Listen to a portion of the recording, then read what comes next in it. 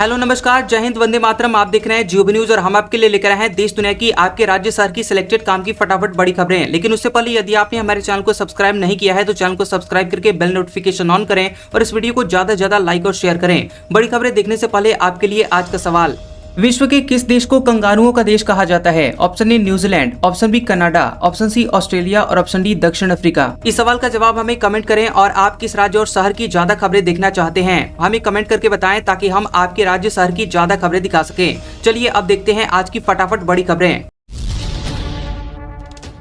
राहुल गांधी बोले, हरियाणा की तरह बिहार में ऑपरेशन सरकार चोरी, राज्य के 5 लोगों को मंच पर बुलाया, सभी बोले हमारे नाम वोटर लिस्ट से काटे। बिहार में पहले फेज की 121 सीटों पर 6 तारीख को वोटिंग है और इससे एक दिन पहले राहुल गांधी ने आरोप लगाया कि राज्य में ऑपरेशन सरकार चोरी चलाया जा रहा है।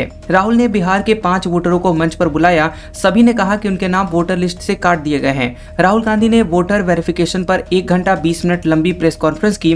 उन्होंने बताया कि हरियाणा में 3.5 लाख वोटर्स का नाम लिस्ट से काट दिया गया है और बिहार में भी यही दोहराया जा रहा है। चुनाव से ठीक पहले वोटर लिस्ट दी जाती है ताकि लोकतंत्र को मारा जा सके। उन्होंने अपने प्रेजेंटेशन में हरियाणा की वोटर लिस्ट दिखाते हुए कहा कि ब्राजील की एक मॉडल ने हरियाणा चुनाव के दौरान 10 बूथ पर 22 बार वोट डाला। इस तरह हरियाणा विधानसभा चुनाव 2024 में 25 लाख वोटों की चोरी हुई। राहुल गांधी ने इससे पहले हरियाणा सीएम नायब सिंह सैनी का वीडियो दिखाया। राहुल ने कहा कि 2024 इलेक्शन रिजल्ट के 2 दिन पहले सीएम ने एक बाइट दी जिसमें उन्होंने व्यवस्था का जिक्र किया। अब ये व्यवस्था क्या है? इसके बाद जो रिजल्ट आया, हरियाणा में कांग्रेस की सरकार हार गई। डॉक्टर विजय बने टीवीके के सीएम कैंडिडेट। करूर भगदड़ के बाद पहली बार कार्यकर्ताओं को संबोधित किया। बोले 2026 चुनाव में डीएमके से मुकाबला। साउथ एक्टर विजय थलापति की पार्टी तमिलगा वेत्री कजगम टीवीके की महाबलीपुरम में एक होटल में मीटिंग हुई जिसमें विजय को 2026 तमिलनाडु विधानसभा चुनाव के लिए मुख्यमंत्री कैंडिडेट घोषित किया गया। इसके साथ ही पार्टी ने उन्हें चुनावी गठबंधन तय करने का पूरा अधिकार भी सौंप दिया है। करूर भगदड़ के बाद पहली बार विजय ने स्पेशल जनरल काउंसिल की बैठक में कार्यकर्ताओं को संबोधित किया। इस दौरान उन्होंने कहा कि 2026 तमिलनाडु विधानसभा चुनाव में मुकाबला सिर्फ टीवीके और सत्तारूढ़ डीएमके पार्टी के बीच होगा। मजबूत मुकाबले में टीवीके को 100% जीत मिलेगी। बता दें कि 27 सितंबर को तमिलनाडु के करूर में एक्टर विजय की रैली में भगदड़ हो गई थी जिसमें 41 लोगों की जान गई थी और 60 से ज्यादा लोग घायल हुए थे। इस पर विजय ने कहा कि अपनों को खोने का उन्हें दुख है। इसके साथ ही कहा कि लोग घटना की जांच के लिए तमिलनाडु सरकार की बनाई गई 1 सदस्यीय कमेटी पर सवाल उठा रहे हैं। इसके बाद में सुप्रीम कोर्ट ने निलंबित कर दिया। भाजपा बोली, वोट चोरी पर राहुल गांधी के दावे फर्जी, छिपकर थाईलैंड कंबोडिया जाते हैं, कहते हैं एटम बम फटेगा, बम फटता क्यों नहीं? कांग्रेस सांसद और नेता प्रतिपक्ष राहुल गांधी ने एक प्रेस कॉन्फ्रेंस में भाजपा और चुनाव आयोग पर वोटर लिस्ट में गड़बड़ी के आरोप लगाए हैं। केंद्रीय मंत्री किरण रिजिजू ने राहुल गांधी के आरोपों पर पलटवार किया है। रिजिजू ने कहा कि राहुल ने जो प्रेजेंटेशन दिया वो फर्जी था। राहुल गांधी ने अपनी प्रेस कॉन्फ्रेंस में कुछ विदेशी महिलाओं के नाम का जिक्र किया। वे संसद सत्र चलते समय विदेश चले जाते हैं, छिपकर थाईलैंड कंबोडिया जाते हैं। उन्हें विदेशों से जो प्रेरणा मिलती है उसके आधार पर वे लोगों का समय बर्बाद करते हैं। केंद्रीय मंत्री ने कहा कि हम भी कई चुनाव हारे लेकिन कभी रोना धोना नहीं किया। हमने चुनाव आयोग को गाली नहीं दी, हमने हमेशा नतीजों का स्वागत किया। बिहार में कल चुनाव है, वे ध्यान भटकाने के लिए मुद्दा लेकर आ रहे हैं। राहुल बोलते हैं कि एटम बम फटने वाला है, लेकिन उनका एटम बम कभी फटता क्यों नहीं? एक्सपायर्ड फूड को नदियों झीलों में फेंकना अब पूरी तरह से बैन। सरकार बोली, डिस्पोजल की निगरानी फूड सेफ्टी ऑफिसर करेंगे, वीडियो रिकॉर्डिंग होगी। Food safety and standard authority of India FSSAI ने जब्त रिजेक्टेड और एक्सपायर्ड फूड आइटम्स को नदियों, झीलों या खुले इलाकों में फेंकने पर पूरी तरह से बैन लगा दिया है। FSSAI ने 4 नवंबर को राज्यों और केंद्र शासित प्रदेशों के कमिश्नर्स को इसके लिए ऑर्डर जारी किए हैं। एडवाइजरी में कहा गया है कि डिस्पोजल के दौरान फूड सेफ्टी ऑफिसर FSO या अधिकृत अधिकारी की निगरानी और वीडियो रिकॉर्डिंग जरूरी है। डिस्पोजेबल के बाद सर्टिफिकेट बनाकर designated officer, food safety commissioner और फूड बिजनेस ऑपरेटर FBO को भेजना होता है। पिछले कुछ समय में कई रिपोर्ट्स आई थी कि जब्त या एक्सपायर्ड फूड को नदियों या खुले मैदानों में फेंक दिया जाता है जिससे वाटर पोल्यूशन और स्वास्थ्य समस्याएं बढ़ जाती हैं। और FSSAI ने कहा है कि ऐसा करना न सिर्फ पर्यावरण को नुकसान पहुंचाता है बल्कि ऐसे आइटम को सप्लाई चेन में दोबारा इस्तेमाल होने का भी खतरा पैदा करता है। ब्याज दर में 0.50% की कटौती हो सकती है। कोटक सिक्योरिटीज के मुताबिक महंगाई में कमी से फैसला संभव। दिसंबर में होगी आरबीआई की मीटिंग। रिजर्व बैंक आने वाले महीनों में रेपो रेट में 0.25 से 0.50% तक की कटौती का ऐलान कर सकता है। खाने पीने की चीजों के दामों में कमी और हालिया जीएसटी कटौती के असर से महंगाई में लगातार नरमी बनी हुई है। इसी वजह से आरबीआई को आर्थिक ग्रोथ को सपोर्ट देने के लिए मौद्रिक नीति को उदार बनाने का मौका मिलेगा। कोटक सिक्योरिटीज की रिपोर्ट में ये संभावना जताई गई है। रिपोर्ट में कहा गया है कि टैरिफ और ट्रेड से जुड़ी हुई चुनौतियों के बावजूद घटती महंगाई आर्थिक गतिविधियों की रफ्तार ग्रोथ को बढ़ाने के लिए दरों में कटौती की गुंजाइश बना रही है और खाने पीने की चीजों की कीमतें घटने से उपभोक्ता मूल्य सूचकांक सीपीआई आधारित रिटेल महंगाई दर सितंबर में घटकर 1.54% पर आ गई थी। हरियाणा में कच्चे कर्मचारियों की जॉब सिक्योरिटी का पोर्टल तैयार। पहले 2 विभागों में ट्रायल, फिर सभी बोर्ड निगमों में लागू होगा। ऑनलाइन अप्लाई करना होगा। हरियाणा में 1,20,000 कच्चे कर्मचारियों को जल्द ही जॉब सिक्योरिटी मिलने वाली है। इसके आवेदन के लिए पोर्टल तैयार हो गया है। हालांकि इस पोर्टल का सरकार पहले ट्रायल लेगी और इसलिए पहले 2 विभागों में इसको शुरू किया जाएगा। ट्रायल सफल होने के बाद इसे सभी विभागों बोर्डों निगमों के लिए खोल दिया जाएगा। इसके लिए कर्मचारियों को ऑनलाइन अप्लाई करना होगा। अभी सरकार ने यह खुलासा नहीं किया है कि पहले किन विभागों में ट्रायल होगा। यह पोर्टल अगले हफ्ते शुरू होगा। मानव संसाधन विभाग ने इसे बनाया है और इसको लेकर मुख्यमंत्री नायब सिंह सैनी खुद अपने मुख्य प्रधान सचिव राजेश खुल्लर से 5 दिन पहले मीटिंग कर चुके हैं। सीएम ने पोर्टल शुरू करने के निर्देश भी दिए हैं। गूगल स्पेस में एआई डेटा सेंटर बनाएगी। कंपनी ने प्रोजेक्ट सन कैचर का ऐलान किया। 2027 में 2 प्रोटोटाइप सैटेलाइट लॉन्च करेगी। टेक कंपनी गूगल अब अंतरिक्ष में डेटा सेंटर बनाने जा रही है। इस प्रोजेक्ट को सन कैचर नाम दिया गया है। गूगल के सीईओ सुंदर पिचाई ने एक्स पर पोस्ट शेयर करके इसकी जानकारी दी है। इस प्रोजेक्ट के तहत गूगल स्पेस में सोलर पैनल से लैस सैटेलाइट भेजेगी, यानी कि बिजली के लिए सूर्य की किरणों का इस्तेमाल किया जाएगा। इन सैटेलाइट्स में गूगल के लेटेस्ट एआई चिप्स फिट किए जाएंगे। इसे ट्रिलियम टीपीयू कहते हैं और ये चिप एआई के कामों के लिए बनाए गए हैं। स्पेस में भेजे जाने वाले ये सैटेलाइट एक दूसरे से फ्री स्पेस ऑप्टिकल लिंक्स नाम की तकनीक से जुड़ेंगे। मतलब कि लेजर लाइट की मदद से बिना तारों के हाई स्पीड डेटा शेयर करेंगे। इससे एआई की कंप्यूटिंग पावर को ज्यादा बड़ा और तेज बनाया जा सकेगा। न्यूयॉर्क मेयर चुनाव जीते ममदानी, धूम मचाले पर झूमे। मां मीरा नायर ने मंच पर गले लगाया। विक्ट्री स्पीच में नेहरू का भाषण दोहराया। बता दें कि भारतीय मूल के डेमोक्रेट उम्मीदवार जोहरान ममदानी ने न्यूयॉर्क मेयर का चुनाव जीत लिया है। उन्हें 50.4% वोट मिले हैं। वे मॉनसून वेडिंग और सलाम बॉम्बे जैसी फिल्में डायरेक्ट करने वाली मीरा नायर के बेटे हैं। ममदानी पिछले 100 सालों में न्यूयॉर्क के सबसे युवा पहले भारतवंशी और पहले मुस्लिम मेयर होंगे। अपनी विक्ट्री स्पीच में उन्होंने जवाहरलाल नेहरू के 15 अगस्त 1947 की आधी रात को दिए गए विक्ट्री विद डेस्टिनी का जिक्र किया। भाषण के बाद वे अपनी पत्नी के साथ धूम मचाले गाने पर झूमते हुए नजर आए। मां मीरा नायर ने मंच पर आकर उन्हें गले लगाया। पिता महमूद ममदानी भी उनके साथ मौजूद रहे। यूपी में 14 साल बाद होमगार्ड के पदों पर होनी है भर्ती। हर दिन लगती है इनकी ड्यूटी। यूपी में 41,000 से ज्यादा होमगार्ड पदों पर भर्ती शुरू होने जा रही है। सरकार ने इसका आदेश जारी करते हुए यूपी पुलिस भर्ती एवं प्रोन्नति बोर्ड को प्रक्रिया शुरू करने की जिम्मेदारी सौंपी है। प्रमुख सचिव होमगार्ड राजेश कुमार सिंह ने बताया कि जिलों से खाली पदों की डिटेल मिलने के बाद रजिस्ट्रेशन की प्रक्रिया शुरू होगी। इसके बाद लिखित परीक्षा होगी और मेरिट के आधार पर सिलेक्शन किया जाएगा। वर्तमान में प्रदेश में होमगार्ड के 1,18,000 पद स्वीकृत हैं, जिनमें से 71,000 पद ही तैनाती हैं और सीएम योगी ने जून में बड़े पैमाने पर भर्ती के निर्देश दिए थे। यूपी में होमगार्ड विभाग में बड़े पैमाने पर भर्ती करीब 14 साल बाद होने जा रही है। पिछली बार इस स्तर पर भर्ती 2011 के आसपास हुई थी। उसके बाद से सिर्फ सीमित संख्या में एनरोलमेंट हुए हैं, लेकिन 41,424 से ज्यादा पदों पर इतनी बड़ी वैकेंसी पहली बार निकलने जा रही है। भर्ती की नई नियमावली में पात्रता, शैक्षिक योग्यता, आयु सीमा और चयन प्रक्रिया के मानक साफ किए गए हैं और एनरोलमेंट साल के मध्य में यानी कि 1 जुलाई को जो रिक्तियां रहेंगी उसके आधार पर भर्ती की जाएगी। इसमें आरक्षण नियमों का पालन किया जाएगा।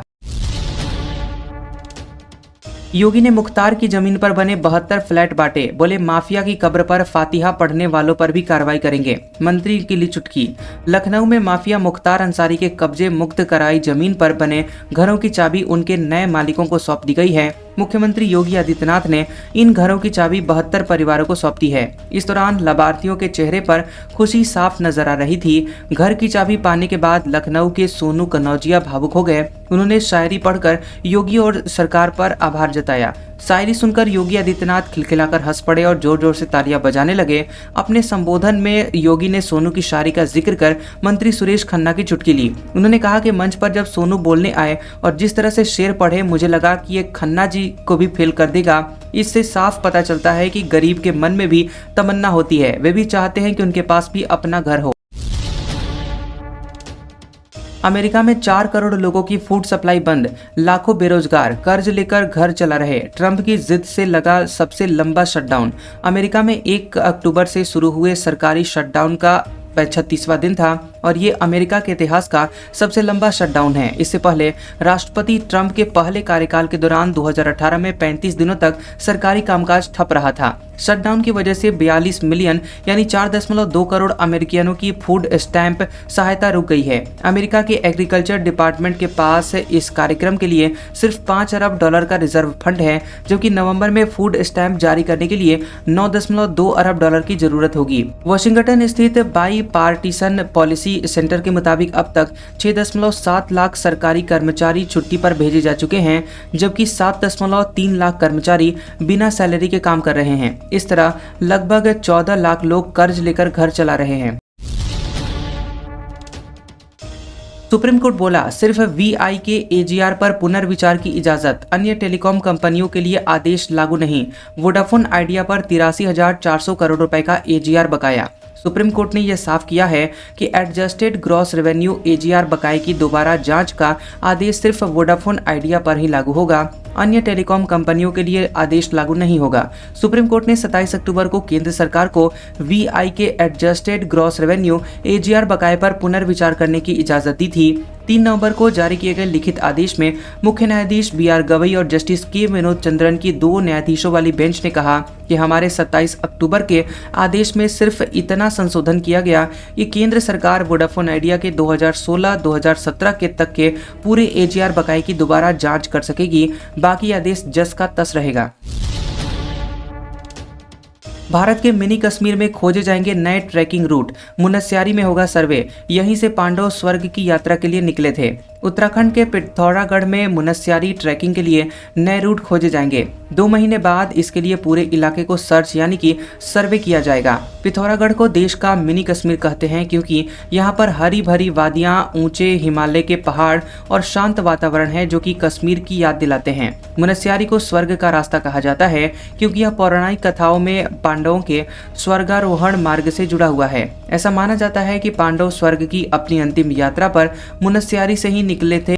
मुनस्यारी के पास स्थित पंचचूड़ी पर्वत के 5 शिखरों को पांडवों का प्रतीक माना जाता है और यह भी माना जाता है कि उन्होंने अपना अंतिम भोजन यहीं पकाया था। करनाल से बिहार के लिए स्पेशल ट्रेन रवाना, यात्रियों का दावा, बीजेपी ने दी टिकट, कांग्रेस ने चुनाव आयोग पर सवाल उठाए। हरियाणा के करनाल जिले से बिहार के लिए एक स्पेशल ट्रेन रवाना हुई है जिसमें सैकड़ों बिहार मूल के लोग सवार थे। ट्रेन को भाजपा जिलाध्यक्ष प्रवीण लाठर की अगुवाई में रवाना किया गया। इसी को लेकर अब सियासत गर्मा गई है। सोशल मीडिया पर वायरल एक वीडियो में यात्री ये कहते हुए दिख रहे हैं कि मुख्यमंत्री नायब सिंह सैनी और स्थानीय भाजपा के नेताओं ने उन्हें फ्री टिकट दी ताकि वे बिहार जाकर वोट डाल सके। यात्रियों का कहना था कि जाने की टिकट पार्टी ने दी है लेकिन लौटने की नहीं। वीडियो सामने आने के बाद कांग्रेस ने चुनाव आयोग से कार्रवाई की मांग की है। खजुराहो के एएसआई संरक्षित मंदिर में वकील ने की पूजा। सीजेआई पर जूता फेंकने वाले वकील ने कहा, उन्हीं के कहने पर आया हूं। भारत के मुख्य न्यायाधीश सीजेआई BR गवई पर जूता फेंकने वाले दिल्ली के वकील डॉक्टर राकेश किशोर कुमार 2 दिन से खजुराहो में हैं। उन्होंने यहां करीब 10 बजे जवारी मंदिर में प्रार्थना की और इस दौरान archaeological survey of India ASI पर आरोप लगाते हुए कहा कि हिंदुओं के साथ दोगला व्यवहार किया जा रहा है। वकील डॉक्टर राकेश किशोर कुमार ने कहा कि वे सीजेआई गवई के कहने पर ही यहां आए हैं। उन्होंने बताया कि सीजेआई ने मूर्ति के सामने ध्यान करने के लिए कहा था, मैं उसी का पालन कर रहा हूं। गोल्डन टेम्पल में शराब पीकर घुसा हरियाणा का युवक, SGPC के सेवादारों ने पकड़कर बाहर निकाला। बोला, मैं किरपान पहनकर पीता हूं। पंजाब के अमृतसर में श्री गुरु नानक देव जी के 556वें प्रकाश वर्ष के मौके पर एक व्यक्ति नशे की हालत में हरमंदिर साहिब परिसर के बाहर पहुंच गया। जब मौके पर मौजूद लोगों और सेवादारों ने उस व्यक्ति से पूछा कि क्या उसने शराब पी रखी है, तो उसने बेझिझक जवाब दिया, हाँ मैंने दारू पी है और मैं पीता हूँ, वीडियो बना लो, गुरु मेरा रखा है, मैं किरपान पहनकर पीता हूँ। उसने खुद को गुरु सिख बताया और कहा कि वह हरियाणा के करनाल का रहने वाला है और पिछले 3 महीनों से अमृतसर में रह रहा है। लोगों का कहना है कि व्यक्ति शराब के नशे में धुत होकर अनुचित व्यवहार करने लगा। मौके पर मौजूद सेवादारों ने तुरंत कार्रवाई करते हुए उसे पकड़ लिया और पवित्र परिसर से उसको बाहर निकाला। आर्मी चीफ बोले, आज कोई भी देश अकेले सुरक्षित नहीं, साझा इनोवेशन ही सुरक्षा कवच। ऑपरेशन सिंदूर के बाद सेना को ज्यादा आजादी मिली। बता दें कि army chief general Upendra Dwivedi ने कहा कि आज दुनिया में कई तरह के खतरे हैं और ये तेजी से बदल रहे हैं। ऐसे में कोई भी देश अकेले सुरक्षित नहीं रह सकता, अब सबको मिलकर काम करना होगा। उन्होंने कहा कि रक्षा क्षेत्र में मिलजुल कर ही की गई खोज यानी इनोवेशन ही सबसे मजबूत सुरक्षा कवच है। जनरल द्विवेदी दिल्ली में हुए इंडिया डिफेंस कॉन्क्लेव 2025 में बोल रहे थे। इस कार्यक्रम में सेना के वरिष्ठ अधिकारी, रक्षा विशेषज्ञ और उद्योग जगत के लोग शामिल हुए। इस दौरान आर्मी चीफ ने कहा कि सेना अब ड्रोन युद्ध, क्वांटम टेक्नोलॉजी, 6G और स्पेस मिशन जैसे क्षेत्रों में तेजी से आगे बढ़ रही है। हम ऐसी तकनीकों पर काम कर रहे हैं जो नागरिक और सैन्य दोनों जगह उपयोगी हों। जनरल द्विवेदी ने बताया कि ऑपरेशन सिंदूर के बाद सेना को आर्थिक मजबूती मिली है। अब सेना को काम करने में ज्यादा आजादी और लचीलापन मिल रहा है और इसी वजह से नए हथियार और तकनीक को शामिल करने की प्रक्रिया तेज हो गई है। एमपी में 2 दिन बाद ठंड, राजस्थान में ओले गिरे, उत्तराखंड के बद्रीनाथ में बर्फबारी, हरियाणा में बारिश की संभावना। पहाड़ों में जारी बर्फबारी के चलते मैदानी इलाकों में ठंड बढ़ने वाली है। मध्य प्रदेश में 2 दिन ठंड बढ़ेगी और भोपाल में रात के तापमान में 4 या 5 डिग्री सेल्सियस तक की गिरावट हो सकती है। मौसम वैज्ञानिकों का कहना है कि हरियाणा के पास एक चक्रवात बना हुआ है। ये मध्य प्रदेश में ठंडी हवा आने से रोक रहा है और अगले 24 या 48 घंटे में ये चक्रवात उत्तर भारत में सक्रिय वेस्टर्न डिस्टर्बेंस में समाहित हो जाएगा। इसके बाद ही हमारे यहाँ ठंड का असर शुरू होगा। उधर राजस्थान में भी तापमान में गिरावट होगी और सर्दी बढ़ेगी। वेस्टर्न डिस्टर्बेंस के प्रभाव से 4 नवंबर को राज्य के कुछ जिलों में बादल छाए और दिन में बारिश के साथ ओले भी गिरे। आज का सुविचार, नकारात्मक लोगों से सदैव दूर रहें क्योंकि वो समस्या के समाधान में भी समस्या ढूंढ लेते हैं। कैसा लगा ये वीडियो हमें कमेंट सेक्शन में जरूर बताएं। वीडियो पसंद आया हो तो वीडियो को लाइक और शेयर करें और ऐसी इंटरेस्टिंग वीडियोस देखने के लिए हमारे चैनल जियोबी न्यूज को सब्सक्राइब करें और बेल आइकॉन को दबाएं। और हमारे ओल्ड और लेटेस्ट वीडियोस देखने के लिए हमारे प्लेलिस्ट और कम्युनिटी टैब को जरूर चेक करें। तो मिलते हैं अगले वीडियो में, तब तक के लिए आपका शुक्रिया।